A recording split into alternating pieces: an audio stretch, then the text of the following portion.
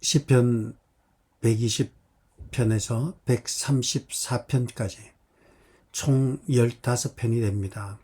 성전에 올라가는 노래로 총 15편이 있고 15편 중에 10편은 저자가 무명이고 4편은 다윗이 쓰고 오늘 127편 이것은 솔로몬이 썼습니다. 그래서 총 15편 중에 10편은 무명이고 나머지 5편은 다윗과 솔로몬이 이렇게 5편을 썼습니다.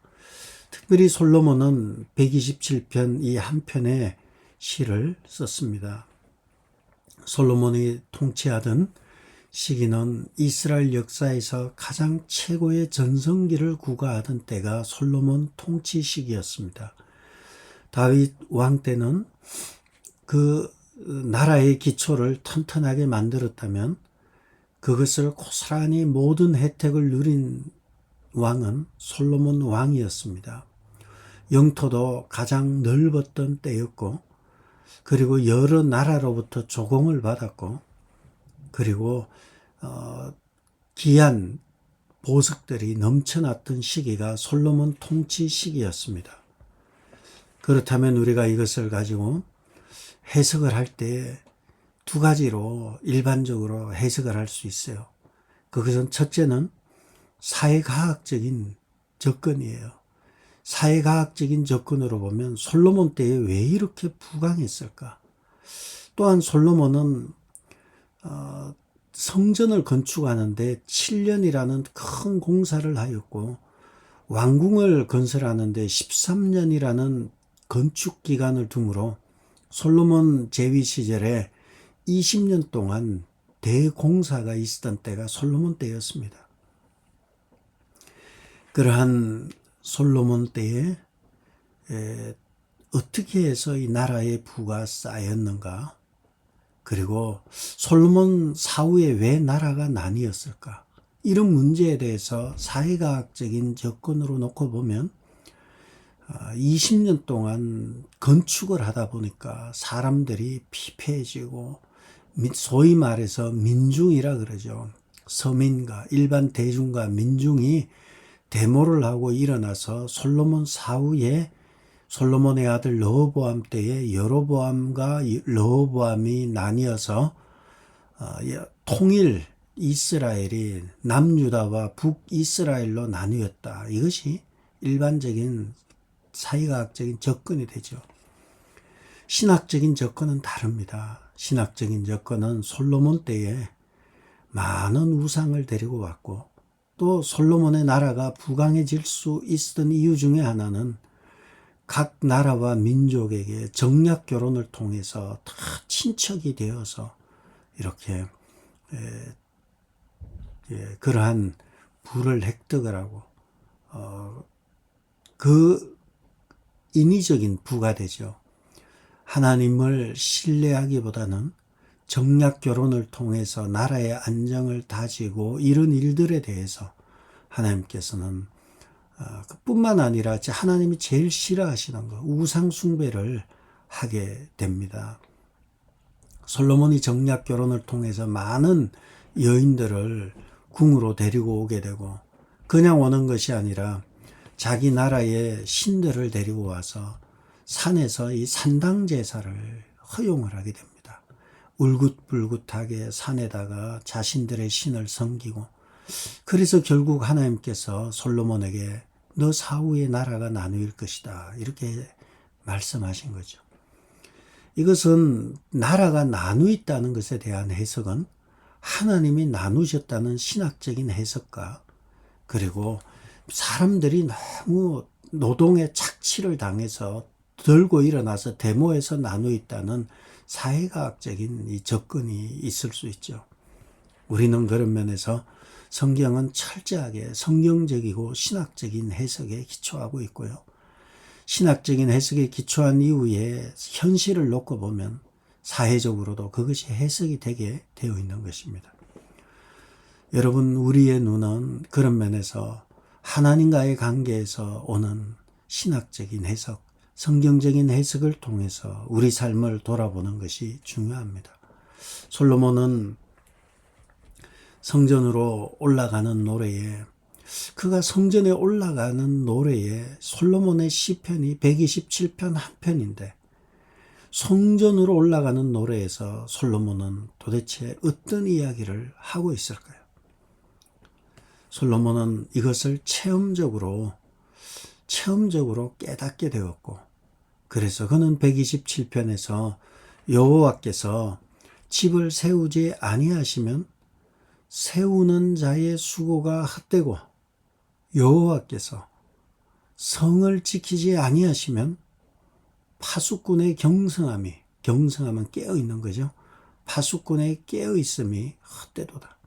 여호와께서 집을 세우셔야만 하고 여호와께서 성을 지키셔야만 한다는 거예요.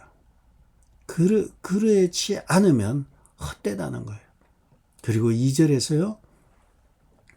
너희가 일찍이 일어나고 늦게 누우며 수고의 떡을 먹음이 헛되도다. 이 또한 헛된 거예요. 결국은 왜 헛됩니까?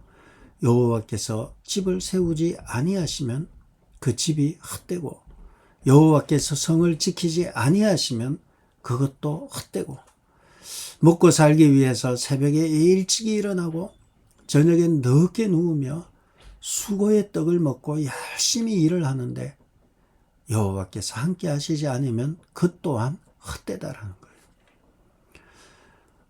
솔로몬은 성전으로 올라가는 노래에서 성전에 올라가면서 부르는 노래에서 하나님이 없는 것이 헛된 삶이라는 지혜를 깨달았던 것입니다. 그러므로 솔로몬의 일생의 삶 가운데서 가장 큰 지혜는 그는 지혜를 구한 왕이었어요. 가장 큰 지혜는 바로 하나님이 함께 하시는 것이 지혜임을 깨닫게 된 것이죠. 그리고 그가 그렇게 큰 나라와 그렇게 부강한 나라를 세울 수 있었던 것도 그가 여호와께 하나님께 지혜를 구했기 때문에 하나님께서는 그가 구한 지혜뿐만 아니라 그의 나라에도 큰 복을 주셨던 것입니다. 솔로몬은 1절에 있는 대로 여호와께서 집을 세우지 아니하시면 여호와께서 성을 지키지 아니하시면 그 모든 것이 헛되다 이렇게 말할 정도로 솔로몬의 삶 속에서 체험적으로 그는 성전 건축을 큰 공사를 2번이나 한 사람이에요. 이거 쉬운 거 아니에요. 쉬운 거 아닙니다. 목사가 교회 건축을 몇 차례 한다는 거 쉬운 거 아니에요. 그것도 몇 년이 아니라 20년 동안 대공사를 한 거예요. 그가 깨달은 것은 이런 큰 공사를 통해 그가 깨달은 것은 이것은 하나님이 하시는구나. 솔로몬은 국가가 경제력으로 세워지는 것이 아님을 알았고요. 솔로몬은 국가가 군사력으로 지켜지는 것이 아님을 알았어요. 여호와께서 지키셔야만 하고요. 여호와께서 집을 세우셔야만 하는 것임을 알았습니다. 그러므로 집을 세우고 성을 지키고 하루하루 나의 삶의 자리에서 살아가는 것 하나님이 함께 하시지 않으면 안 된다는 것을 그것이 지혜로 체험적으로 깨달았던 것입니다. 하나님께서 집을 세우고 하나님께서 집을 튼튼하게 지켜야만이 된다는 것이죠. 아무리 집을 잘 짓고 아무리 성이라는 것이 우리를 안전하게 보호하는 곳을 말하죠. 안전하다 하지만 도둑놈은 어디서 뛰들어올지 모르는 거예요. 재물을 하늘에 쌓아둬야 되는데 땅에 쌓아두면 땅에는 동록과 도둑이 덜끓는 거예요. 마찬가지로 우리의 안전은 강력한 무기를 가지고 있는다고 되는 것이 아니라 여호와께서 지켜주셔야만이 안전하다는 것입니다. 시편 121편에서 이에 대해서 다윗은 이렇게 이야기를 합니다. 나의 도움은 천지를 지으신 여호와에게서로다.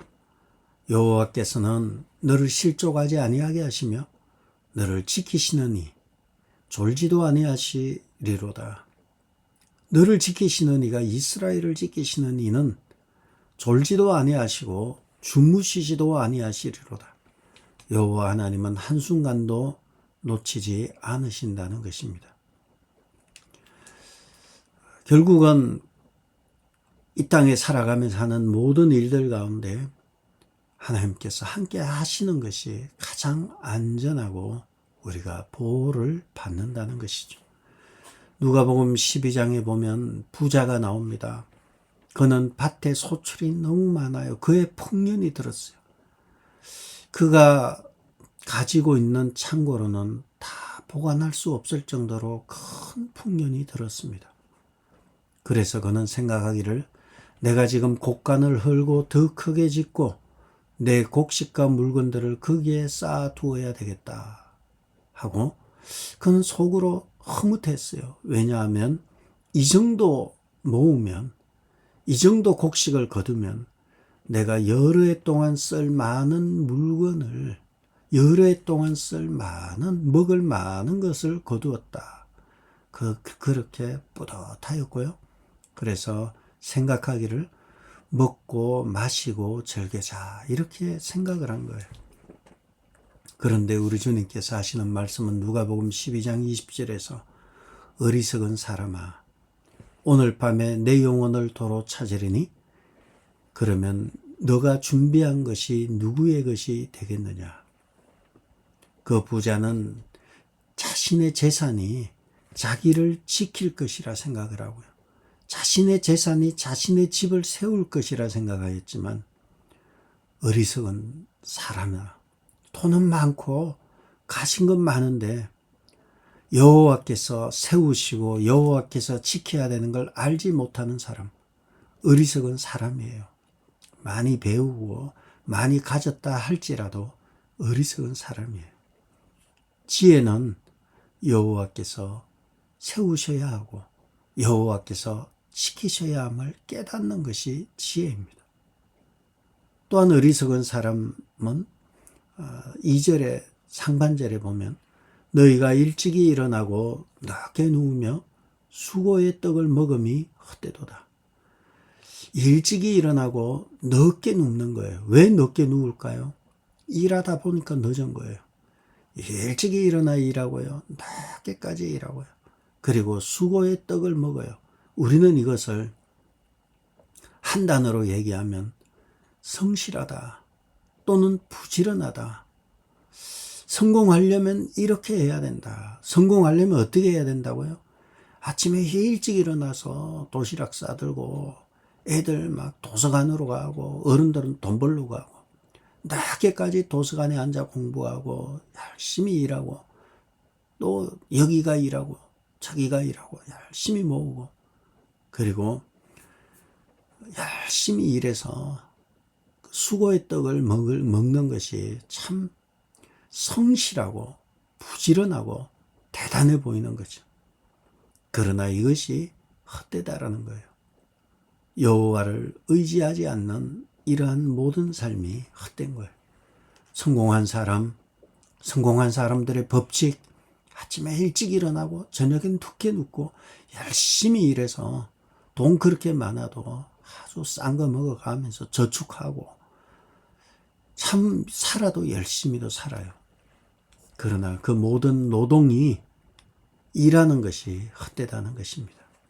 사람이 건면하고 성실하고 부지런한 삶의 태도가 중요합니다. 그러나 우리 크리스찬에게 중요한 것은 건면하고 성실하고 부지런한 것보다 더 중요한 것은 방향이에요. 우리는 방향의 싸움이에요. 정확하게 우리는 정확한 방향을 향해서 나아가야 하고 방향을 잃은 것은 부지런한 것이 부질없는 거예요.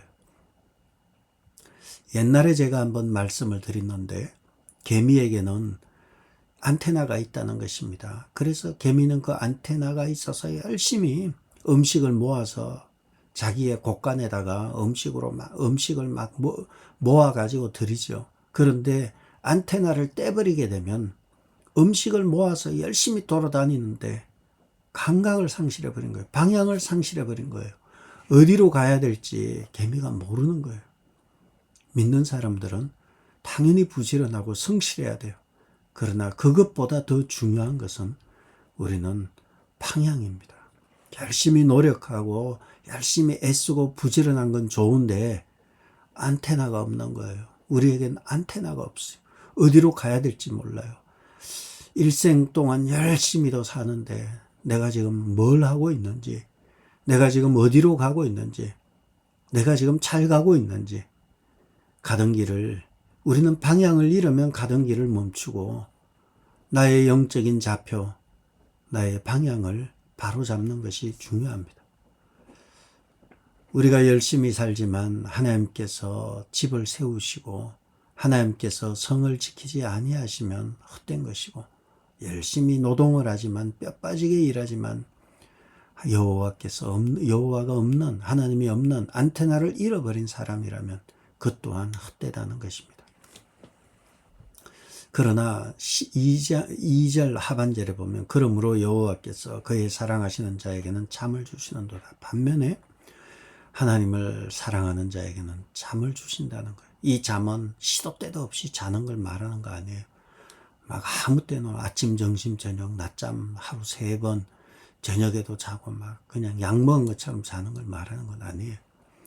표준 세번역에는 이렇게 번역을 합니다. 진실로 주님께서는 사랑하시는 사람에게 그가 잠을 자는 동안에도 복을 주신다.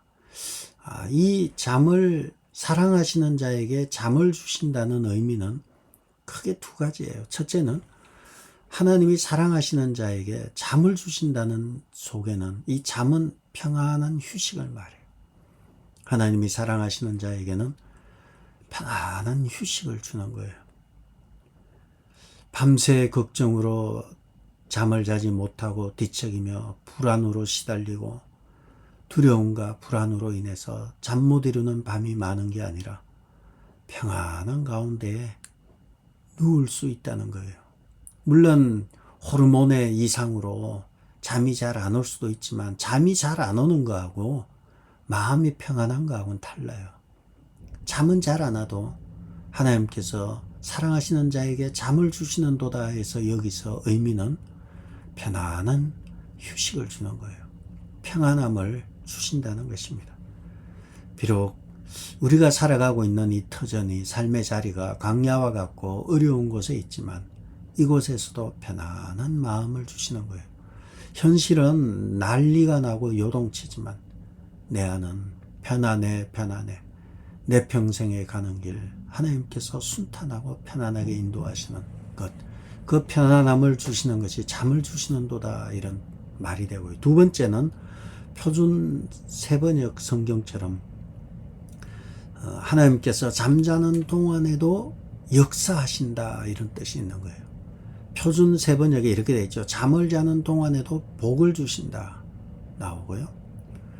잠을 자는 동안에도 복을 주시고 하나님께서 역사하시는 거예요. 하나님께서는 우리가 깨어 일할 때도 동행하시고 역사하시며, 우리가 잠자는 동안에도 하나님의 은혜가 우리에게 공급이 되고 우리를 보호하시는 것입니다. 잠자는 동안에도 주님은 졸지도 아니하시고 주무시지도 아니하시고 우리를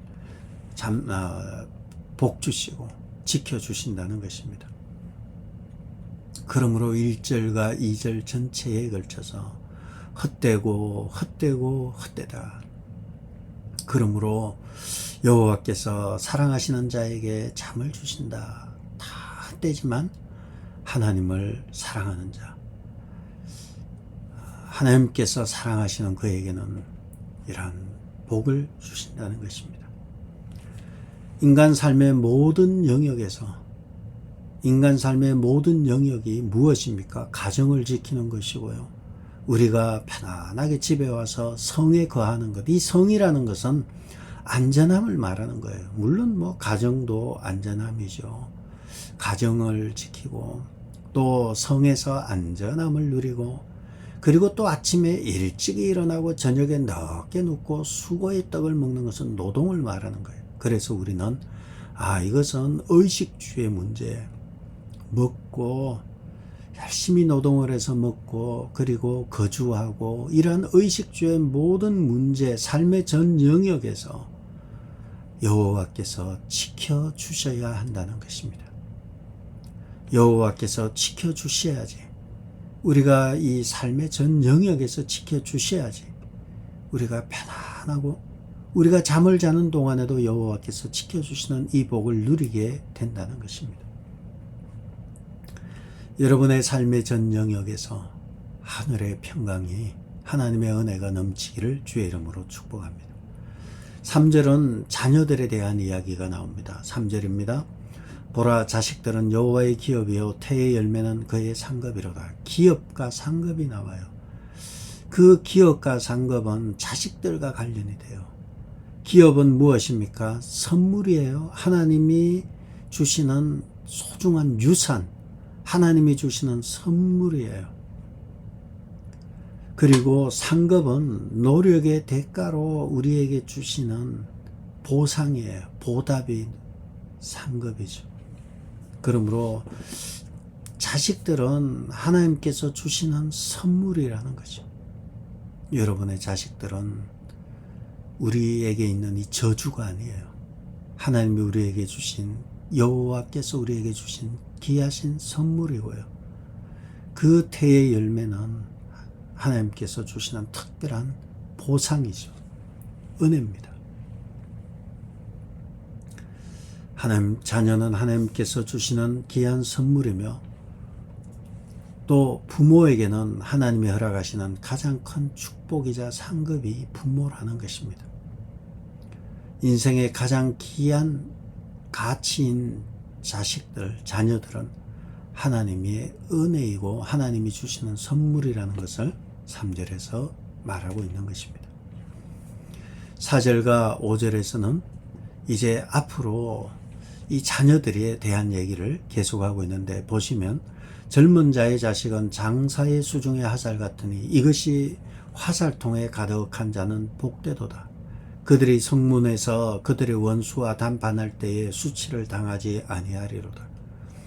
젊은 자의 자식들은 장사의 수중의 화살 같다. 장사의 수중의 화살은, 고대 전쟁에서 화살은 공격용 무기이고요. 그리고 화살은 방어용 무기이기도 해요. 상대를 보니까 화살통에 화살이 하나밖에 없어요. 그러면 저거 하나 쏘면 이제 우리가 치고 들어간다 이 생각하지 않겠습니까? 그런데 이 화살통에 화살이 가득해요. 잘못 나갔다가 화살 맞아 죽을 것 같아요. 공격을 못하는 거죠. 그러니까 화살이라는 것은 공격용 무기이자 방어용 무기일 수도 있어요. 많으면 많을수록 좋은 거예요. 화살이 많을수록 화살을 쏘는 이 전사는 강해지고 자신감이 생기는 거예요. 나는 많은 화살을 가지고 있다. 승리의 가능성은 어떻게 보면 화살이 많을수록 높아지는 것입니다.